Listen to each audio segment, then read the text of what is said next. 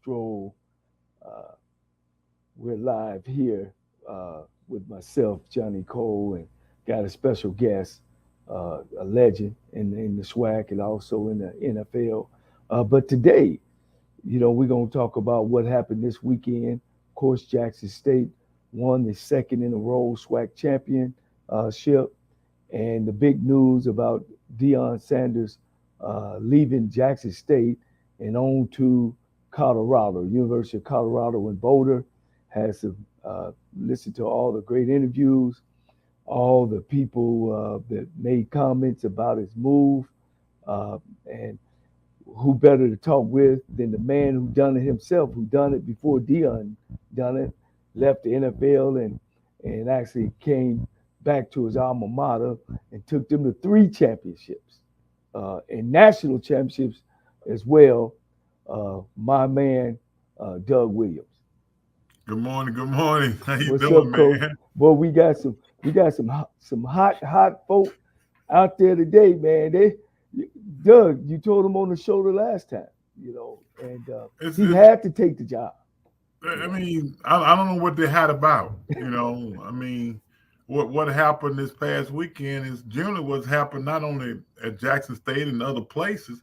It happened all over the country. Right. When a guy get an opportunity, and I think he summed it up best in his press conference. You either get terminated, elevated. That's right. and he's right. That's right. That's right. Well, this is the time, I think, Doug, that we supposed to be cheering for him with flags and everything. And the biggest argument, and we're going to get into all of this, there's been 10 jobs been filled. Only one of them been by African American. That's what we should be arguing about. Yeah, we shouldn't down Dion for what he's done. First of all, let me say this: he has brought a lot to Jackson. Woo! He's done a lot at Jackson. Yes, sir. He's given HBCU a whole new outlook that was just going along. All of a sudden, they raised it up. But what he's done for Jackson over the last couple of years, you got to applaud him. And I was on Facebook last night and I saw where the Jackson State alumni congratulated him. And I thought that was a class act, but you got these other people outside little pockets talking about he used Jackson, he used the black kids. That's not true. No. I mean, you want to talk to somebody who used the black kids, we talk about Tuberville. That's who used the black kids, Oh, no. Look at it realistically. Well, let's talk about graduation. More black kids graduate from black schools than they do the PWI schools. So, and that is the truth. That's the truth. When you look at it realistically, because 9 out of 10, when you go to a HBCU, you're going there to get your degree. Right. That's almost a given. When I went to Grambling back in the day, degree was the most important thing because you didn't think about the NFL and places like that because your chances was not as great. So you got to get that degree in order if you want to coach or do whatever you want to do for the rest of your life. I think one of the things that people need to take the blinders off. HBCU schools are strong. HBCU schools are needed. HBCU schools got their own way of doing things. We got to quit putting us down. Of course, Doug, you heard about recruiting. Oh man, they party too much. They go. It's so much of mythical untruths about HBCUs. It's crazy. And you're right about that. It's unfortunate. You got some people who say we don't need HBCU, and you got some black folks who buy into that. That's the worst thing about it. The ones that don't go to HBCU, they tend to think of and talk about the HBCU. I can remember when I was in '94, when I was coaching at the Naval Academy, there was a young lady who worked for the football team, and she had nerve enough to tell me one day, we were sitting there talking, and she was talking about, at the HBCU, all they talk about is racism. And I said, hold up.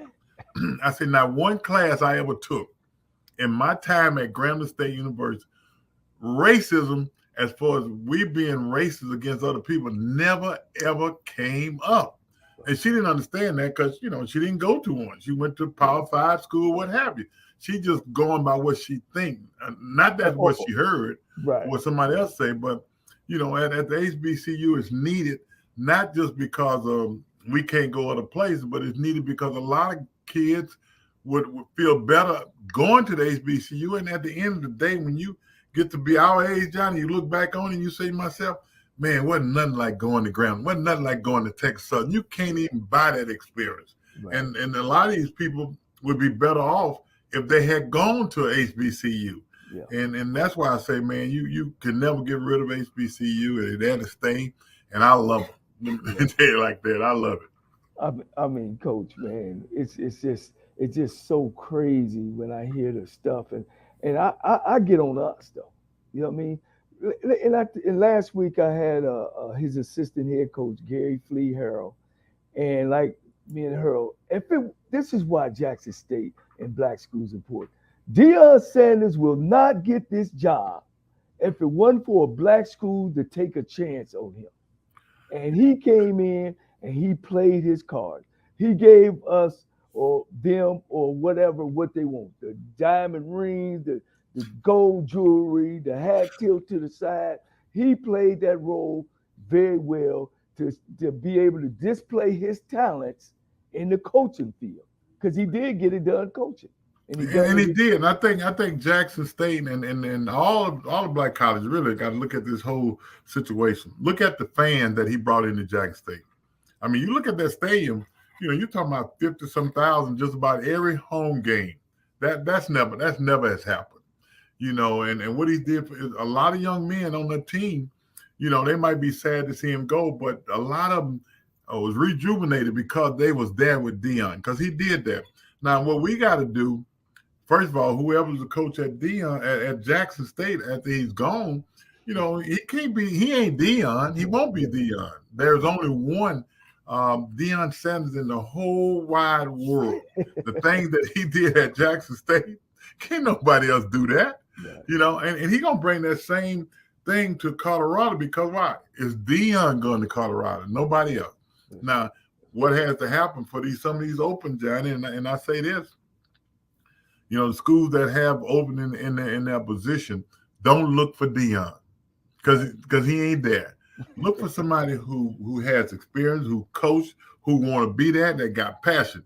Johnny, I'm gonna say this, you and your brother, man. I've always said this, and we played against each other. We talked about it last time. There ain't two better coaches in all America than you and your brother, man. And coaches, these ADs need to look at that, but they don't. And there's some other black coaches out there that deserve an opportunity. Yeah. Look at what's best for your program, not what's best for what you're looking for. That little shot in the arm. I can promise Deion Sanders ain't gonna come back through HBCU again in life.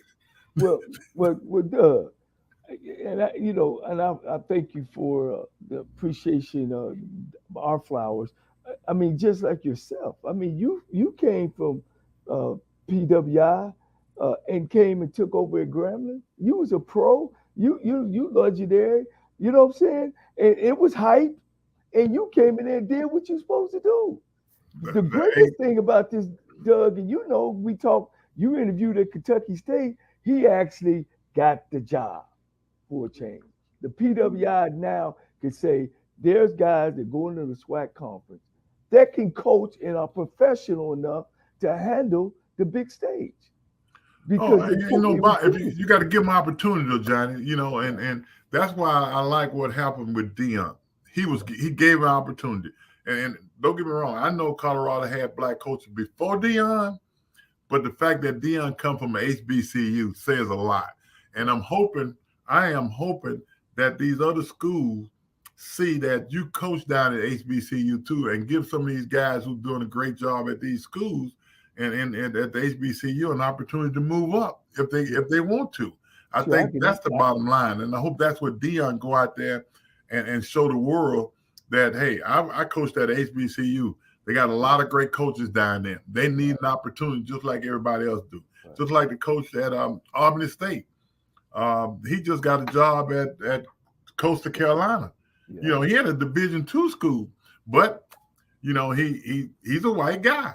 That's a different ball game. Right. You know, what if there had been a black coach at Albany State and did a good job? Would he had gotten that job? I mean, Coach White, I when he was think at we got to Albany be fair. State. Well, we don't have to be fair. They have to be fair and give us that opportunity to move up because we do some coaching down at the black colleges.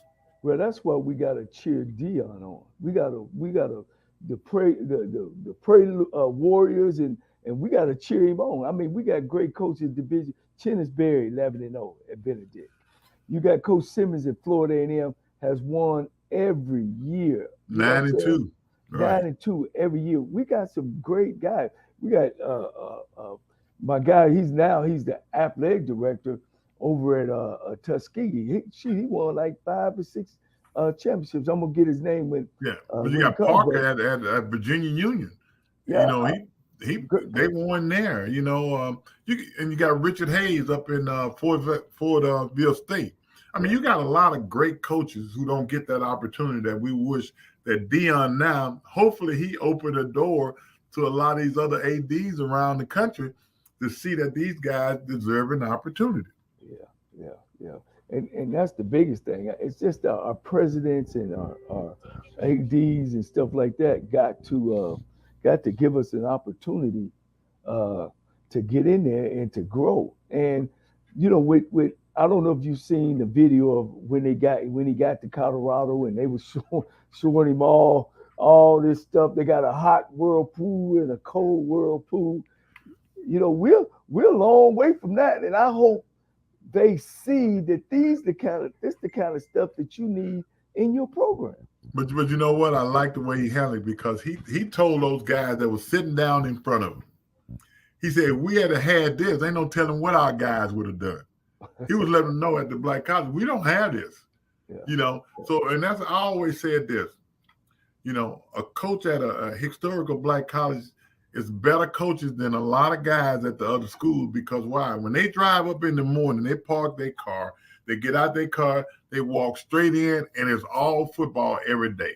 Right. There ain't a head black coach in the whole America. The HBCU job is just to walk in and talk football all day. I know when the 6 years I was at Grambling, you know, every day you probably had 2 or 3 kids waiting in the office for you when you came in there because they didn't have a meal card. They needed something at dressing. And you got to do that along with the coaching. And that's why I say, man, on any given day, HBCU coach is a better coach than a lot of coaches out there who don't have to do anything but concentrate on coaching. Now, that's what Dion got to do right now. You know, he's blessed. He don't have that other stuff issues. I talked to Dion when he was at Jackson, and and he still had some complaints. They wasn't major complaints, but he'll tell you what he didn't have at Jackson, which I already understood that that you don't have it. You probably ain't going to get it. Right. But now at Colorado, I promise you, he probably got indoor facilities, and you see where he was talking to these kids in the big old auditorium. He got everything that you need to coach. All he does is drive up and meet with the big boosters and meet with everybody who's going to be supporters of that university. Right. And that's his job right now. I tell you, he came in and he's talking straight to some of them players. You know, if you ain't on board, you need to go now. You know, that's Eddie Robinson, coach. That's Lionel Taylor. That's W.C. Gordon talking there. This is the way we gonna do this now. Now you gonna play football or you go Hollywood. The only difference is back then they didn't have that transfer portal. He told him, he said, hey, if you don't want to do that, go to the portal. Yeah. And see, that's what people don't understand is just talking about the portal now these days. Right. You know, you had to go through a whole paperwork and all that to get a transfer, and the school you want to go to couldn't talk to you on the phone and all that kind of mess. And so now kids are leaving like it ain't nothing. So why would a coach not leave? It's a free agent. It's kind of like professional football now, you know. And I just read just a while ago where, you know, and I know Jackson don't like this. Travis Hunter just announced the fact that he's transferring to Colorado, but that's to be expected. Right. That was going to happen. Right. But I also read there's a 5-star kid coming out in 2025 just flipped his to Colorado from Texas A&M. See, Wow. that's Wow. what Deion brings to Colorado. Yeah. With stuff like that happening, a kid 2025, he got 2 years left, and he Yeah. flipped his already. Wow. That's an impact that very few people carry. Yeah. And I think we all got to recognize that. And, we got to say here, I mean, if you went to a black college and if you black anyway, you got to pull for Deion Sanders at this particular time. Oh, no, no question. And I'm sure there's a lot of white guys that's going to be pulling for Deion Sanders that loves Colorado. Right. And one thing I can say about Deion, he don't discriminate. No. Deion wants the best. He want to do the best job that he could. Where he want to win. See, yeah. And Doug, you said that earlier about how he choosing a coach. He ain't into all that. Nick Saban ain't into all that. If you can do the job I want, I ain't gonna say Google you. You ain't gonna you don't get drunk or something don't happen. If you can pass the test, the background test, and you're a hell of a coach, that's what I want, because winning gonna keep my job. Hey, and I don't care whether you smarter than me or not. I want you on my staff because why? I'm still a head coach. You can be the offensive coordinator, defensive back coach, as long as we get the job done. Yeah. And I think that's where he is, man. But I look back and and one thing he did do at his press conference at Jackson, he recommended TC for that job. Wow. And I know TC. He played there. He does know Jackson. He was the interim to Deion got there. When Deion got there, he kept him on. But he sat down. He said, I'm just recommending. I don't make the decision. He said, but TC is the guy that I would keep in house. So and Coach, I when I try to talk to these young cats about being a head coach, you got to get some older guys around you. It's so many stories about, you got to get young coaches because they can relate to the players. That ain't important. No. You got to get some guys that can coach and understand. If you notice, Doug, I don't know if you even noticed, when you coach at a black school, when you become the head coach at a black school and you lose that job, well, you don't get no more jobs. You can't go to another assistant at another school. And it's been some, but not enough.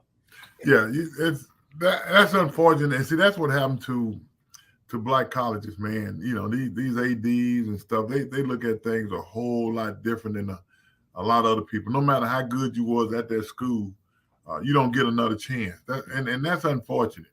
And they'd be looking for, I guess, looking for pretty things, something to hang their hat on and think that's a good hire. And they come in and boast them up. And a year or so, they want to run them out, because you don't have anybody with a foundation. I'm just going to say this, man. I believe anybody who's coaching at a black college, except for Deion, it's a little different. You got to have love for that college. And I think Deion came in with love. At least he brought it in with him. If you don't understand and love black college football, if you come in there thinking that it's just a job, I'm going to do this and I'm going to do that, it ain't going to work for you. Because no matter where you are, it's a whole different dynamic of who you're dealing with. Not only the football, but the alumni, everybody you're dealing with. It's a different dynamic. And you got to be able to do it. And we got to, and I just want to say, we got to respect that dynamic. It's okay. We not Alabama. We not Texas. We not UCF. We HBCUs. And that don't mean that no whites or no other ethnic group go to black colleges. Black colleges is filled with all kind of ethnic groups. Let me tell you, man, and it's unfortunate. We talk about that all. Me and Shaq Harris talk about the athletes that have gone to black college and then still in black college. But I think what Deion did with his football team, he kind of put everybody on notice. He wasn't they good enough to go to the next level or not. He had them thinking that way. Right. And I think when a guy gets there, you got to have that in your mind. If playing in the National Football League is something that you want to do, it ain't going to happen your senior year. It starts when you get to that school. You mean the 40-yard guys? I'm gonna bust the 40 and 4-5. It ain't going to happen that senior year. So that's where you got to come in with a mentality. But at the same time, you got to go to school. You got to get your degree in case you don't make it to the finish line. You got something else to do. I think that's the most important thing.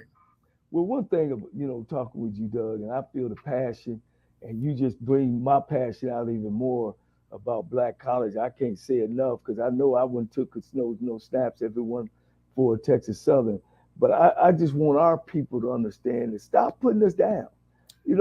We got a place in this thing, man. We got to build ourselves up. The same enthusiasm we got behind Deion Sanders, we need to continue that behind every college. Mississippi Valley need to support. Pine Bluff need to support. All our Black colleges need to support. And we got a product. We got a product. Let me And I tell you, wish them commissioners would get together. yeah, the SWAC right now could build the strongest conference in the country. I mean, I'm talking about from a FCS standpoint.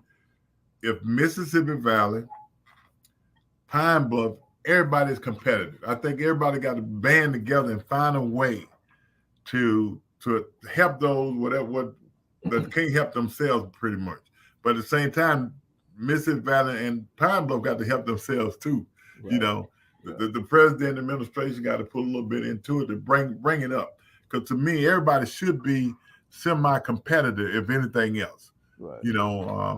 And I think it makes it that much better from the Bethune-Cookman to the Florida A&M to the Jackson State, Alabama A&M to the Alabama State, to Southern, to Grambling. Man, everybody, this conference could be one heck of a conference. And I'm hoping the Commissioner Charles, who, I've talked to every now and then, and he wants the conference to be a strong conference. And I do too. And not look to move like A&T and Hampton. You're taking away history. Right. And you're going like Tennessee State did a few years ago. Right. You're taking something away from being HBCU, man, because at the end of the day, no matter what conference you go into other than HBCU, you're going to be treated a little different, believe it or not. Right. So you might as well stay here and put your arms around each other and have friendly competition every year. I think that's the most important thing. Right. I'll tell you, I'm going to put my coach's hat on now, Doug. And I got to say, when you and LC, myself, Melvin's been a head coach, Pete, Broadway, it just ain't no way we let Deion come in and win the SWAC 2 years straight. ain't no way. Because I'd have went out and recruited everybody he was recruiting. Just ain't no way, coach. He gonna come in and he gonna Muhammad Ali me. He gonna let me know the round. He gonna knock me out. I'm gonna win the chip. That wasn't going on then, coach. Hey, look, man, I've said that in the last year or so, and I thought about the team that we had back then. Yeah. Like I told you, I was looking at the game out there. I'm looking at Earl Cochran coming off the edge, man. I'm looking at Donnell, throwing the football. Yeah. And I'm looking at the athletes that I had at Grambling during that period of time. Right. I know, whatever Deion had, I'm not going against Deion, but I'm just saying whatever Deion had, we had those type of guys. Right. Mentality wouldn't have let it happen. Right. Their mentality would not have laid down and let that happen. They would have found a way to compete and find a way to win that game, man.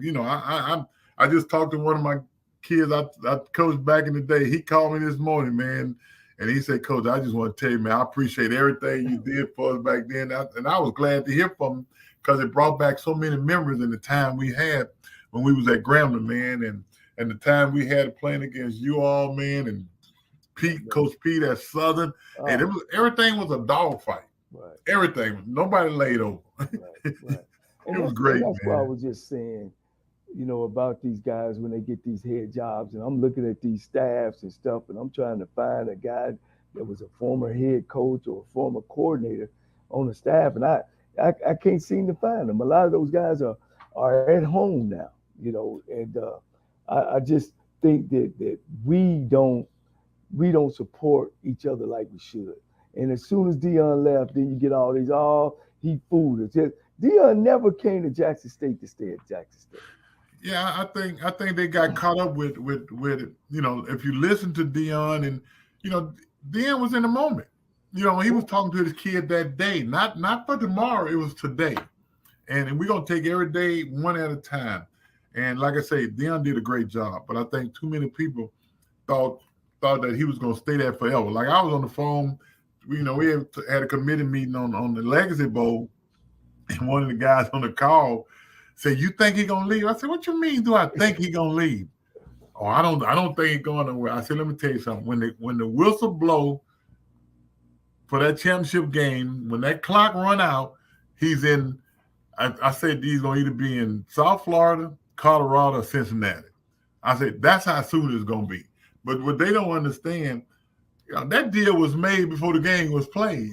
Right. Oh yeah. Oh Yeah, yeah. Oh yeah. that's been in the works.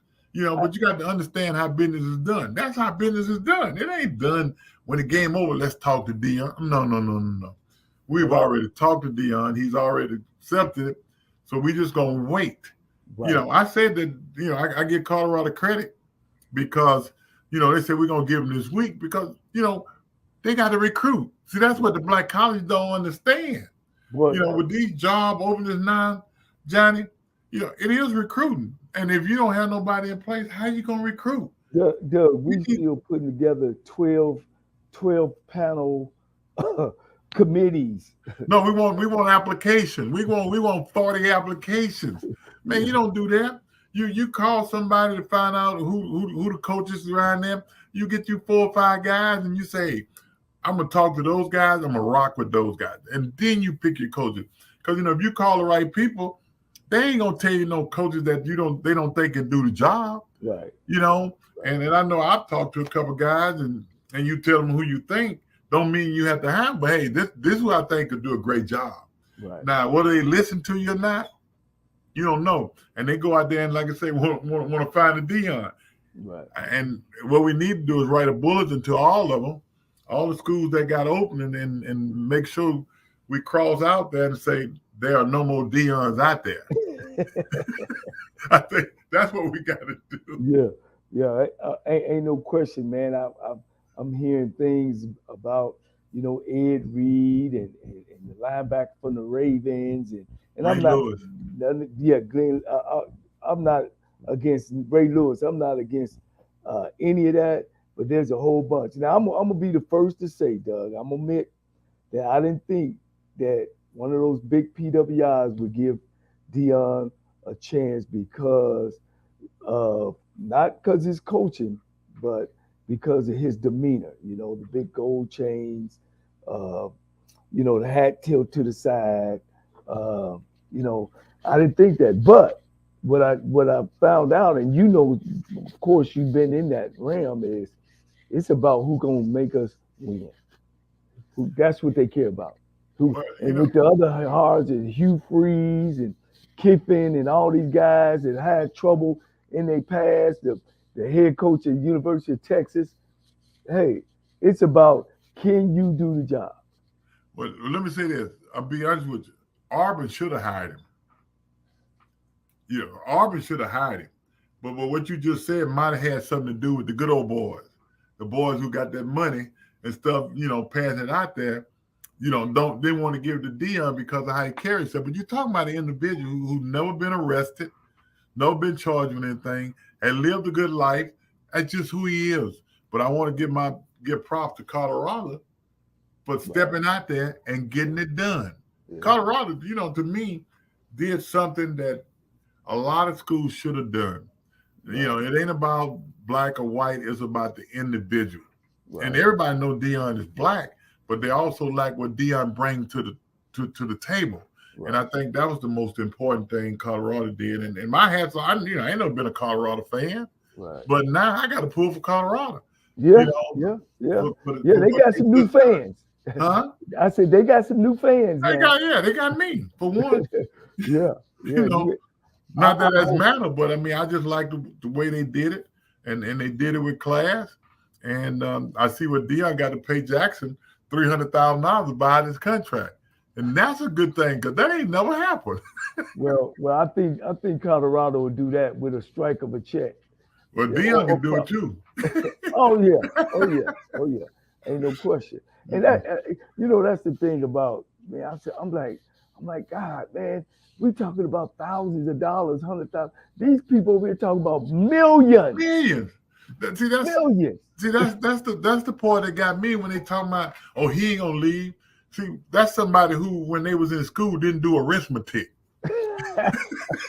not math, arithmetic. I got you. You know, Yeah. when you talking about 5.9 compared to 400,000, 5.9 mil, man, let me tell you, that's a lot of numbers in arithmetic between that. You know, So he made that that in two yourself, months. huh? He made that in 2 months. That's what I'm saying. So, you know, we gotta be careful. You know, the man got an opportunity to better himself. He did that. Yeah. You know, all that, he deceived the players, he deceived the school. No, it did not deceive.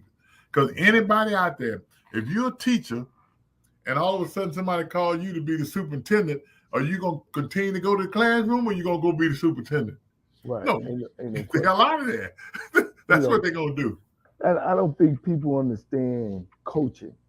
You know, coaching is a tough career. You know what I mean? You know, it's high divorce rate, high alcoholic rate. Your job depending on 18 to 23-year-old kids in the day. Uh, you don't have a whole bunch of fathers in the house. So if you're a tough coach, some of the kids can't take tough coaching.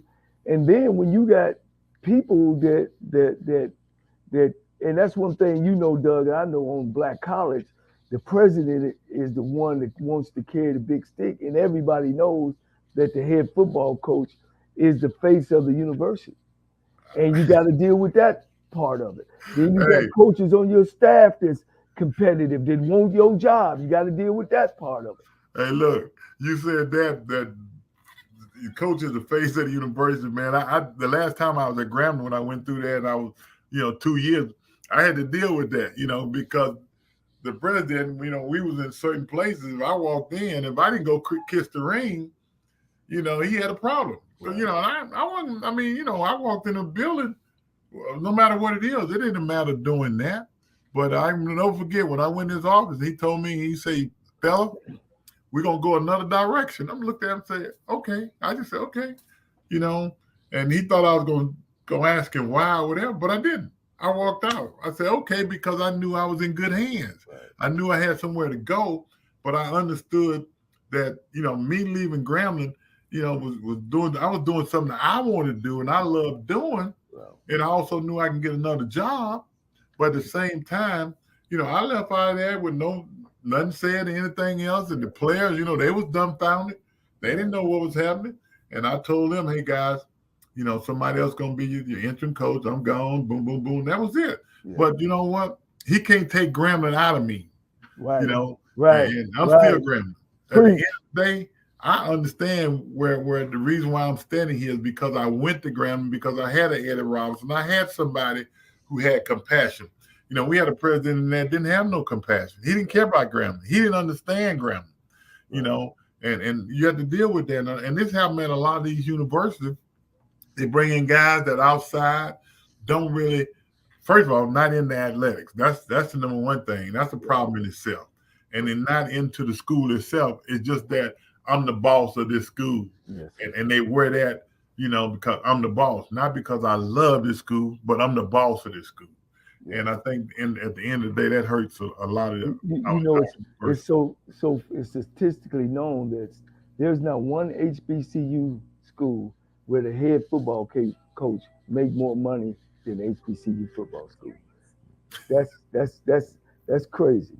It is, because at all the other schools, at these Power 5 schools, like with them, ain't even close. The president don't make no $5 million. That ain't gonna ever happen. It's always the coach. They put the coach out there, because he's a face. Think about Alabama. Who is the president of Alabama? Nobody knows. Right. No. Nobody knows, because why? The football team is the face of it. And not only that, for enrollment, man, they don't understand what enrollment does to you. For football, when football got a good program and winning and your band is playing at these HBCU, that is big time. That's what it's all about. That's what it's built for. That's on every level. That's in high school. If you got a good football team opening up the school year, you're gonna have a good school year. Great year. Gonna have a great year. Yeah, I just I know that for a fact, and I think I don't even know if you noticed the year they let you go was your 25th anniversary of winning the Super Bowl. Oh, To me, I that was a year that you were supposed to have a fundraiser for Doug Williams. I'd have kept you along if that's the case. And the way they done it, they shouldn't have done it. They should have let you finish the year out with a Well, plaque. they didn't understand. They didn't understand marketing. Right, That's one of our biggest problems now. right, You right, know, I don't think it's an AD in the league. Well, I don't want to put it on all ADs, but not many ADs raise money at the historical black college. You know, I'm gonna say this at Grambling AD. No, the money he raises from the Bayou Classic and from the Fairground Classic. You know, he ain't raised no money. Them boys out there playing raising money. right, right, You know, right. but they What? take that, and the Mhm. president not don't look at that from the standpoint how much money you raise. You know, let Right, him tell you. You know, let it be based on did he raise his salary? right, He couldn't even raise his salary. You know, and that's what AD is supposed to do is yeah, raise money. right. You know, now you know very sudden you should be at the school. You need to have somebody running it day to day, so you Well, can go out there and meet people to try to get some envelope full of money to bring into the university. and you That need doesn't and you need a coach that can reach out. And happen. it's so important that you said that. And right now, in the last 5 years, and I hate to say since George Floyd and all these police shootings and HBCUs and people trying to reach out, shit, it's easy. It's easy to go raise money. And here's the other catcher for some of y'all schools and most black schools that don't have a Hall of Fame to honor your past players. Those are fundraising opportunities. And once you get that thing going and they start seeing it grows, grows, grows. I I'm know at so Texas Southern we don't have one I'm yet. so glad you said that because, you know, 13 years ago, you know, James Shaq Harris and I, we started the Grambling Legend Hall of Fame. And it ain't just football. It's for everybody, Right, whatever athletic program on that campus, or your trainers, your coach, you know, everybody's included. And every year, you know, we end up putting about 7 or 8 guys in, whether or not it's 4 football players, but 2 basketball, whatever, girls basketball, girls track. We bring them all in, and we in July we have a you know we've sold out every year for the last 13 years, man. And not only that, but it ain't just for show; it's for giving those guys flowers, but at the same time raising money right, for we give back to certain programs at the school and things like that. That's what Hall of Fame is all about. You know, bring your history up, man. Let them understand we had some guys on this campus. You right, know, we feel like walking on Grambling campus, man. We call it hollow ground. You know, right, because you talk right. about Buck Buchanan and Ernie Ladd and Garland Boyette and Willie Brown and Willie Davis. Yeah. You know, sitting here now, and you think about those guys travel the same grounds you travel today, and that's hollow ground. So you got Them to swag. respect They that, and you got swag, to coach. honor. That's swag. We swag. That's right, coach. We swag, coach. No, ain't man, ain't look. I got Dion. You ain't swag, man. You the man, but you ain't swag. Hey, Eddie Robinson said, Junior said the best. You ain't swag, man. I Hey, tell you. look, he said it with some conviction too. And, and, and, and I think if somebody is looking at this show, they can see the passion that we have for our universities. And I always tell these guys, people give money to people. They don't Yeah, give money to buildings. yeah, So when no, you I bring agree. your people back, when you hire your people on your campus, you build tradition, strength.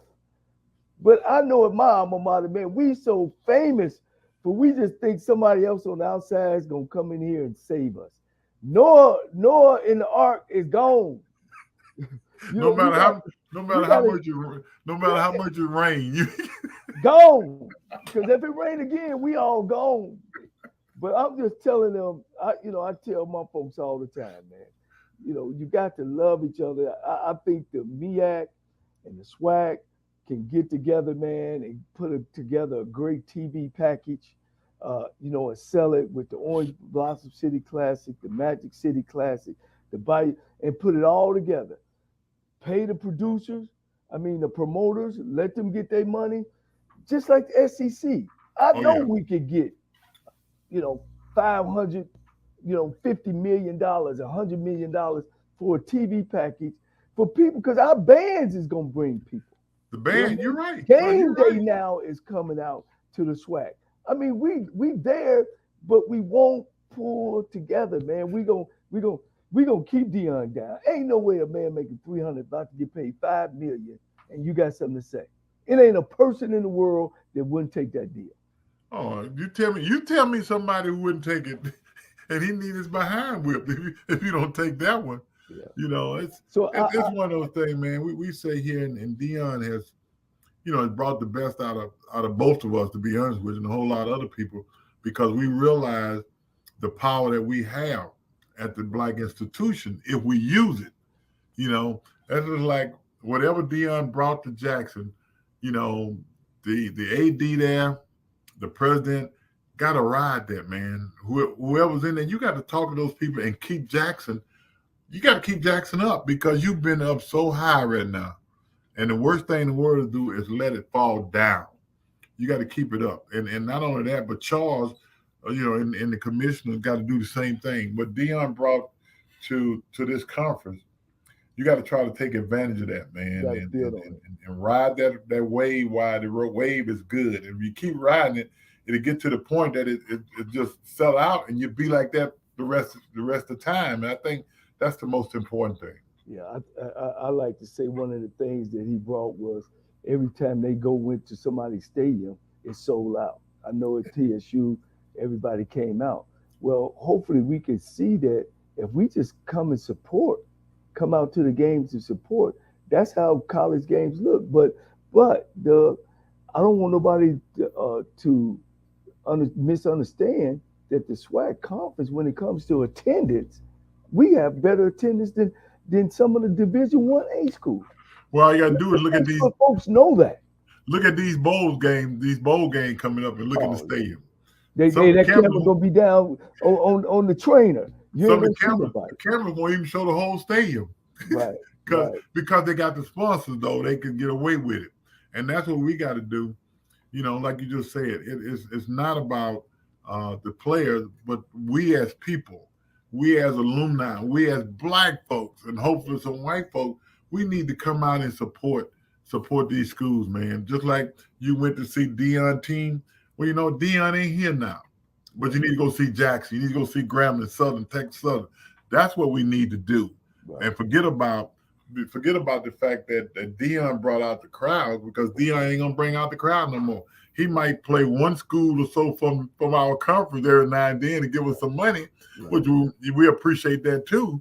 But at the same time, you got to worry about the kids that go to these schools and go out and support them. That's the most important thing. We're not only supporting the school, but we're supporting these kids, man. When they run out there and they see people in the stand, that's a great feeling. I know when I was young, man, look, when you run from under that chute, man, you look out there, hey, look, it's game time. It's ready to go, man. So I knew what it's like when you run out there and you see all these people out there to see me play. And that's what we got to get back to do, and do these kids the same way we was able to do when we went to school. I'm gonna put your memory cap on. You played in the Astrodome. Y'all the first one sold the Astrodome out. 75,000. 76. Yeah, yeah. Even before the Houston Oilers, you don't sold out the Bayou Classic as a player, as a youngster. You're right. Y'all played. Did you play up in New York too? Every year, Morgan State, stadium Yankee Stadium, sold sellout. out. Yeah. So this stuff ain't. We lost ourselves in that after that 70 era. When Yeah, I agree. really start going, they were able to start convincing our black players to go to PWI school. You're right. You're right. Take us back to that time just for because I was a high school kid. I told you Well, the only let quarterback me say this, I Johnny. seen was Grambling. Let me say that I got the Grambling in '73, and the team before me, man, was team that I was in awe with just watching them play. But when I got there, I think my recruiting year probably was kind of the last of the Mohiga getting the players where you couldn't go anywhere else. You had to go to a black college. Right. But our mindset on that campus, it didn't matter who we played. We used to ask Coach Rob all the time, why don't we play LSU? Why don't we play Louisiana Tech? Right. And the one thing Coach Rob, I'm gonna give him credit, him and the president.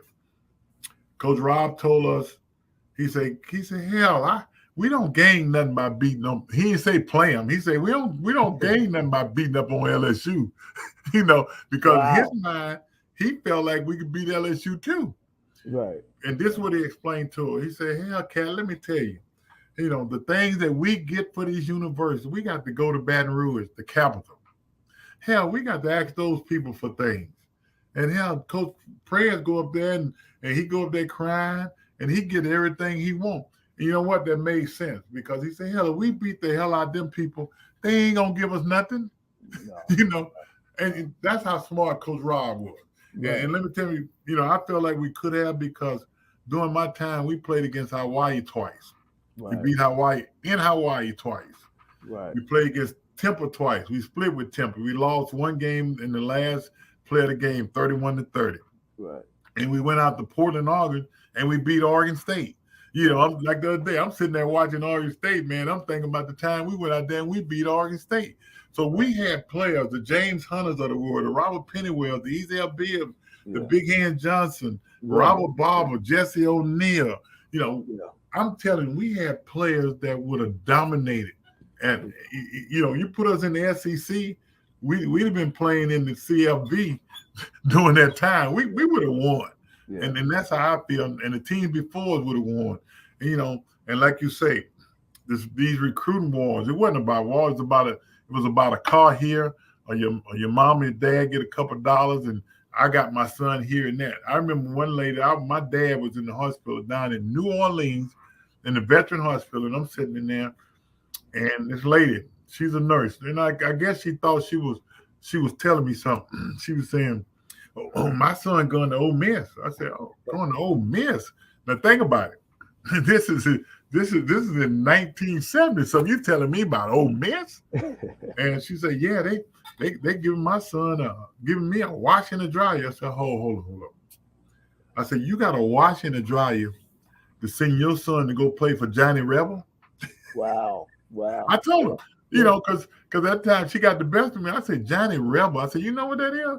She said, "What you mean?" I say, "Johnnie Rebel is a rebel. He's a Confederate soldier. That's who Johnnie Rebel is. Right. You're going to play for Ole Miss?" Right. She said, "Well, yeah, and nobody else." I said, "Ma'am," I said, "I got you." It's things like that kind of make you remember, what it was like. And we started losing kids for, he got a car, they got a car. When you talk about Texas and Oklahoma back in that day, they had all wells. Oh, yeah. They can give a kid $5,000 to come, because that's what it was. It wasn't nothing like it is today. They just opened up the NIL. Right.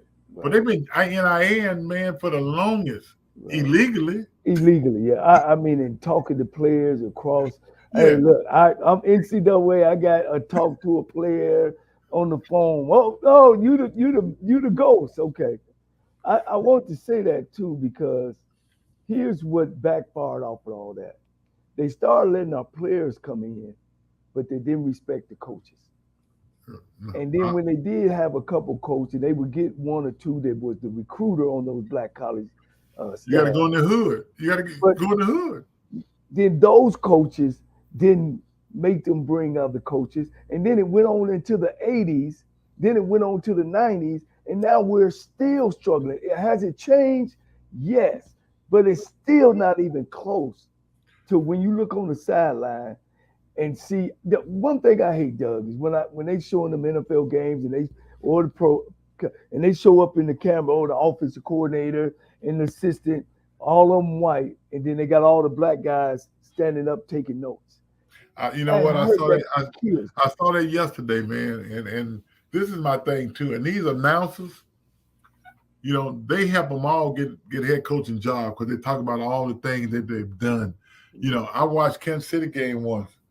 Not one time did they say anything about Eric Bieniemy, Right. but the other coaches they blow him up. And Right. and Right. we as black as announcer on them games, we don't do it either. No, We no. don't do it either. Even all Jay these coaches. Walker, Jay is more people than Jake Gaithers and Eddie Robinson. Man, talk about some of these present guys. But that's what I'm saying. That's one of the things that we don't get. You know, like after the end of this year, these job openings. You know, you got guys that's announcing these games now, trying to promote guys already without promoting them, but just calling their name like the defensive coordinator. I like defensive coordinator from Dallas, Right. but last night I'm sitting there watching the game. I bet you I heard his name 10 times. You know, and that's how they promote him because you and I both know the more you say it, the more you hear it, the more you believe it. And that's what is going on. That's right. That's right. Man. That's right. I just, and we still, behind the eight ball in getting black coaches in. If all you guys, don't waste your time on Dion. Switch those things over on Facebook and talk positive, what he brought to the university, what he brought to black college. But we all need to be cheering for him because he can open up some other doors. We got other coaches like Jerry Mack, Kendrick Williams. We got other black coaches at these other Paul White schools that's in positions that they should be promoted to be head football coaches. Well, and I agree. And I think Dion is going to do his part to preach about the coaches down here because he got experience coaching in the SWAC. Yeah. I think he's going to tell everybody, there's a lot of coaches down there that deserve it. Like my man Simmons up at Florida A&M. Yeah. Wow. I've heard that his name was in the hat for South Florida. But it's a difference in being in the hat. Get him out the hat. Well, they just hired the offensive coordinator from Tennessee. Yeah, I saw that. Yeah, but that's what I'm saying. Now, how he's better than Simmons? Because he's from Tennessee and he white. That's the only thing I can see. Ain't no question. Because Yeah. And Simmons does have some PWI background as well. He came from Middle He Tennessee State. He played at a PWI. Yeah, I think it was Clemson, I want to say. He went to Clemson. Yeah, and then he went to Middle Tennessee State and coached and left there, and that's when he bounced down at Alcorn.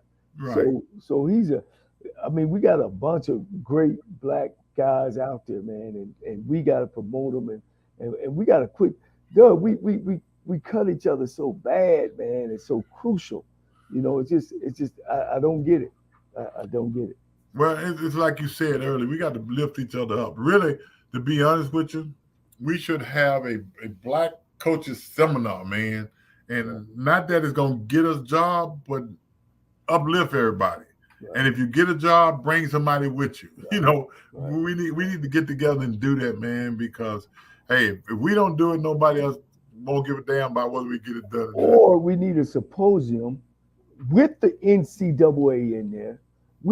Because these are state schools that's not hard. You got state schools that's never hired a black African-American coach in no sports. And we give them state and federal money and funds to run their programs. Man, I tell you, boy, it's always great to talk to you, Coach. Hey, man, it's been good, man. And like we say, let's cheer Dion on and let's help all these black colleges. Let's get some people in there and give these guys a chance to coach who can coach and not be looking for Dion. Dion gone. Dion is gone, and we're going to cheer for him. But there's a lot of good coaches who want an opportunity. And I think we got to give those guys a chance. Well, I'll talk football, scoop talk. It looks like Dion might be taking the head coach at Florida A&M with him, and also the head coach at Mississippi Valley. And then that would leave about 5 HBCU jobs open, which we need to be able to see who they're gonna hire. Here, Delaware State has went and hired a firm to go choose their head coach. Who? State, some firm. I'm trying to find out what firm it is. Why would you hire a firm? Coach. That's crazy. Yeah. But yeah. That's them. And probably ain't nobody in the firm ever even been over to Delaware State's campus. Well, first of all, you should hire me and Shaq to help you pick a coach. Well, Cheney hey, Berry Coach, went undefeated. maybe we need to form one. Maybe we Yeah. need to form a group. Cheney Berry went undefeated. Rob Parker up at Virginia Union. You got yourself sitting out there, Johnny, who, when you talk about offense, ain't nobody else going to know more offense. So who you hiring? Who they picking? Yeah, you got Frazier back up at Virginia State is back into the game. Yeah. Oh. And you got Maynard over there at Alabama A&M. Alabama and A&M. Yeah. Nah, you got coaches. Yeah. Give them a chance. Yeah. And then when you get guys like Hugh Freeze and these repeated guys, which is fine with me. I get it. They want to win. Yeah. I mean, they want to win. See, but Freeze got his job because he beat Saban twice. Yeah. That's why he got his job. Yeah. They didn't worry about his phone numbers that he gonna bring with him, the escort and all that. Oh, Coach, I heard he had two houses at Liberty. One on campus that had rules, and one off campus had no rules. I can believe that. I don't know which one he lived in. So, I mean that's a whole another story in another day. You know what I'm saying? Yeah, that's for somebody else to discuss. Yeah. Man, first, I want to thank you because this was a spur of the moment. All this came around. I said, who's better to call than the man who was played at Black College, NFL MVP, coached 2 or 3 national championship teams, been there, done it. This probably could shut some of that Facebook down and some of that stuff down and say, man, we need to change those negatives to positives. Everybody needs to be cheering for Deion Sanders, that him and his family and his son, I'm pretty sure is already there. He already got his bags packed, or he'll finish the semester out. Yeah, he's gone out there. And wish them well. If me saying I'm cheering for Deion Sanders has any help to turn everybody else's mentality, let's cheer for Deion Sanders. Ain't no question, Coach. Yeah. You still our hero. Will always be our hero, man. And man, y'all got the Commanders turning around. I tell you what, we ended with a tie yesterday, but we'll take it other than defeat. But they playing great football, man. I tell you, I think we're a team right now nobody else wants to play. Yeah. That quarterback he's right at that borderline of being average and great. You know what though? Nobody gonna deem him as great, but what he is, he's fearless. Yeah. He ain't scared of nothing, and he gonna try it. He gonna throw it. If he see it, he's throwing it. And 9 out of 10, when he does, something happens. Yeah. All right, Doug, man, I appreciate it. I'll be in touch with you. I'll see you probably at the Celebration Bowl. Yeah, you know what, John? I'm gonna be there that Friday night. My brother going into the Hall of Fame baseball. Wow. He going to SWAC Hall of Fame, and then that Saturday morning, I actually got to fly out to Dallas because I got a daughter who's getting a graduate degree at SMU. So. Wow. I'll be stopping in. We'll be passing each other by. Exactly, yeah. But I'm gonna get there on Friday, so hopefully I get to see you Friday. All right, man. Take care of yourself. All right, take care. Appreciate it. All right, that's it for the show. Man, it was great. Always great talking to Doug Williams. Black folks, come on, man. We got some of the greatest schools in the country. We got to support them. Send your kids there. Send your money there. Come to the game, support them. That's how those other schools become who they are. Alumni, come on back and give. Presidents, athletic directors, hire the right guy. Quit hiring your friend. Hire somebody that have been to the school, has some invested interest in their universities. Like I always say, I want to give a shout out to Slow Burn, a cigar company that supports me. But as I always say, if you feel yourself at the end of the rope, tie a knot, hold on tight, because ain't nobody bad like you. My name is James Jr., and I won $500 on the lunch money for keeping up with the Jonas Bracket Challenge.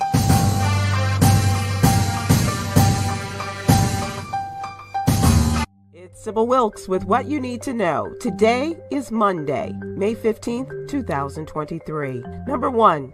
Sunday marked the first Mother's Day observed by families in and around Buffalo, New York, since the mass shooting that took the lives of 10 people, all black, at a local grocery store. It was 1 year ago, May 14, 2022, that a self-described white supremacist teenager completed his plan to kill as many black people as he could at the Tops Friendly Market on the east side of Buffalo. The 18-year-old white supremacist gunman pleaded guilty to murder and other charges and was sentenced to life in prison without parole in February. Number 2. Although the Friday meeting between President Biden and congressional leaders over the nation's looming debt crisis was postponed, negotiations continued over the weekend between their representatives. Treasury Secretary Janet Yellen put the country on notice that as soon as June 1st, the United States will go into default, no longer able to pay its bills. The calendar is playing a part in the talks as the president is scheduled to travel to Asia Wednesday for the G7 summit.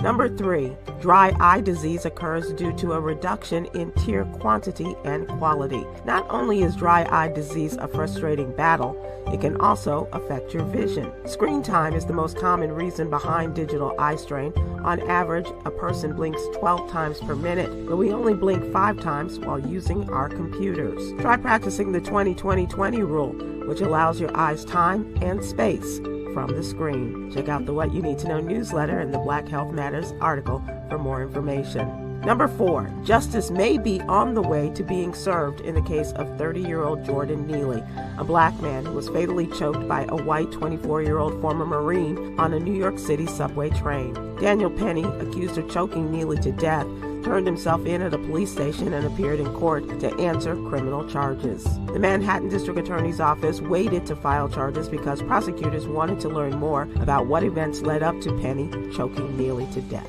Number 5, what is the joy of the Lord? Well, let's start with man's meaning of joy. The definition of joy is the emotion of great delight or happiness caused by something exceptionally good or satisfying that gives us inner peace and contentment. However, the joy of the Lord is so much deeper than that.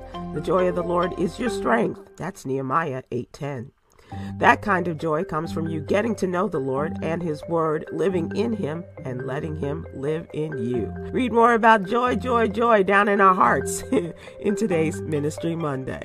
Here's your daily inspiration from Yogi's Jewels. Consider practicing the principles of non-attachment, being open to what comes to you and being open when it leaves.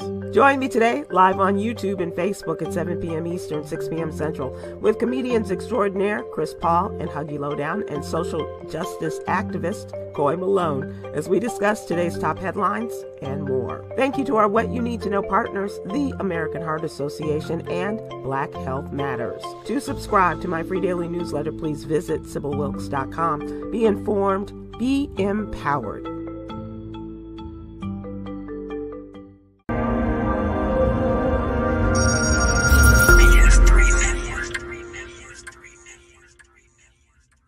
BS3 Network, changing the way you watch TV.